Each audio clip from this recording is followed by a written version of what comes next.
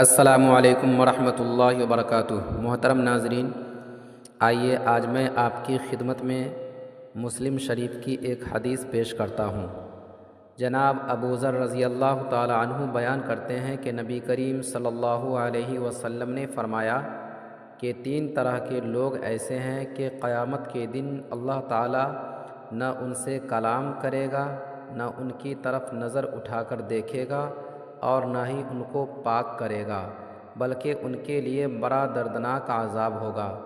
یہ کلمات آپ علیہ الصلاۃ والسلام نے 3 مرتبہ فرمائے۔ ابو ذر رضی اللہ تعالی عنہ یہ سن کر کہا، یا رسول اللہ، ان کا تو ناس مارا گیا، یہ کون لوگ ہیں؟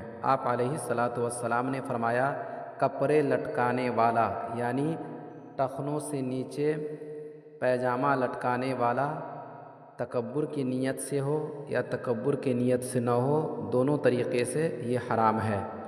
دوسرا، احسان جتلانے والا، کوئی انسان کسی کی مدد کرتا ہے یا کچھ دیتا ہے تو پھر بعد میں احسان جتلاتا ہے، تو یہ دوسرا شخص ہے جس سے اللہ تبارک و تعالی نہ بات کریں گے اور نہ نظر اٹھا کر دیکھیں گے اور نہ ان کو پاک کریں گے۔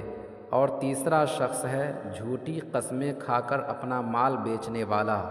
عام طور پر ہمارے یہاں جھوٹ باتیں بول کر اپنے سامان کو فروخت کرتے ہیں، بیچتے ہیں، تو یہ 3 شخص ہے جس سے اللہ تبارک و تعالی کل قیامت کے دن نہ بات کریں گے، نہ نظر اٹھا کر دیکھیں گے اور نہ ہی ان کو پاک کریں گے۔